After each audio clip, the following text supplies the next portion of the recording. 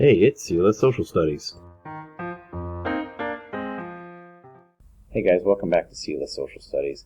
Alright, so today we're going to be covering another effect of the Gilded Age, or of the Second Industrial Revolution, and the effect of Americans wanting to complete their manifest destiny, right? This is the Transcontinental Railroad, because we were able to build so many steel rail ties. We're able to complete this railroad. Many people want to travel. So remember, during the middle part of the 19th century, this travel by railway was beginning to become the preferred way to travel.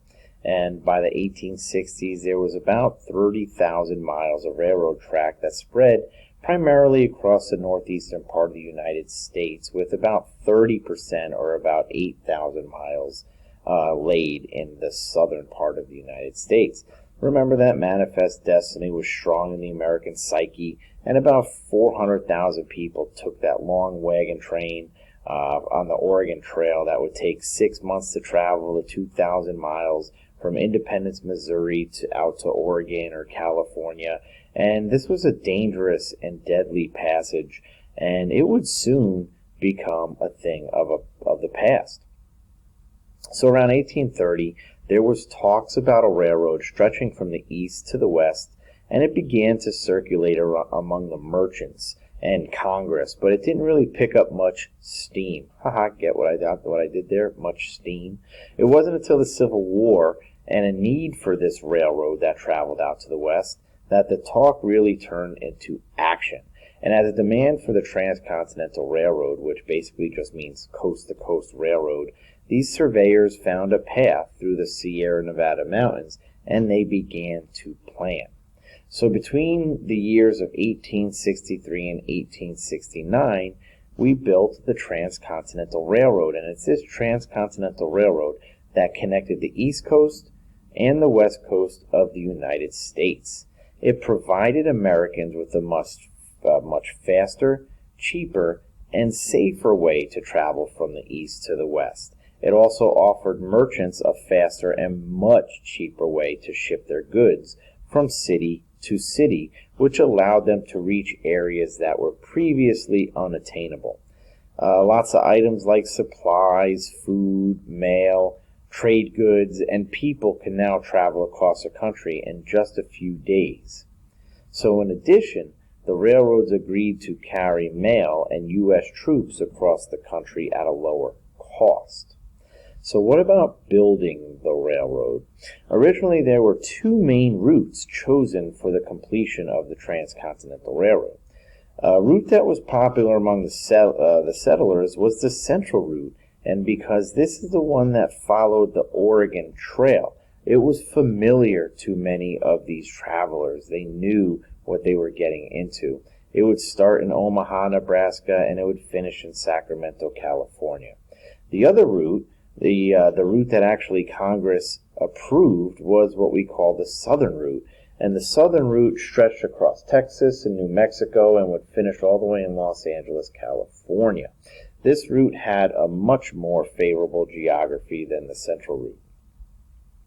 So where did the money and the land come from to build this railroad? If you remember, the Great Plains were mainly settled by Native Americans, and it did not belong to the federal government. So private rail companies had to try to figure out a way how to obtain this land. Since millions of acres of this land and thousands of miles of steel rail and tons of supplies would be too expensive for any company to purchase or to have, they would have to rely on the federal government to do something. So through a series of battles and very unfair treaties, the federal government obtained millions of acres of land in the plains and westward. And in 1862, President Lincoln and Congress passed the first of two. There was one in 1862 and one in 1864, the Pacific Railway Acts. And the Pacific Railway Acts provided loans and land grants to railroad companies, which made it much easier to acquire the land and money needed to construct the railroad.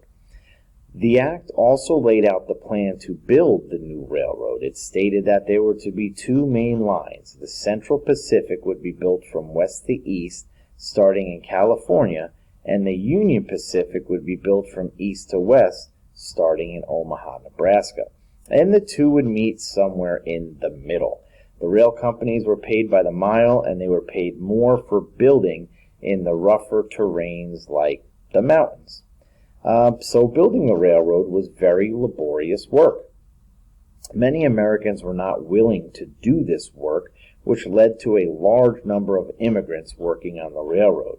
So working on the Central Pacific Railroad from the west to the east were the Chinese, and working on the Union Pacific from the east to the west were the Irish. So you have two big immigration groups of people, big groups of migrants working on the railroads. And there were many issues that arose during the construction of the Transcontinental Railroad. And this passage will cover three of the most serious issues that the rail workers had to deal with in construction. So the first issue for the Central Pacific Railroad, west to east, was geography. The Central Pacific needed to pass through the Sierra Nevada mountain range, and while there were some passes that the railroads could go over, much of the mountain range needed to be blasted away. So blasting offered a serious challenge because the workers were only able to blast about 1 foot per day. And the largest tunnel blasted was over 1,600 feet long, so these tunnels took a heck of a long time. And also poorly placed explosives caused the deaths of many workers. The second issue was climate, especially in the mountains during the winter. So during the winter, snowdrifts of up to 60 feet were experienced, causing these massive delays in construction. And the Union Pacific would experience these massive windstorms, heavy snowstorms, terrible rainstorms, and even tornadoes in the Great Plains. So climate affected truly both of the rail lines getting built, the Union and the Central Pacific. And the final issue discussed here is going to be the Native Americans in the Midwest. So remember, since much of that land was, quote-unquote, granted to the railroad companies, which normally belonged to Native Americans, they realized that the train, or what they call the Great Iron Horse, was going to threaten their way of life. So they started to actually attack the workers and attacking the work sites, killing men and damaging lots of supplies. So it is actually completed, right? On May 10th, 1869, the railroad lines finally meet, and they were joined in Promontory Summit, Utah. And the final length of the Transcontinental Railroad, ironically, was 1,776 miles, 1776, the year we declared our independence.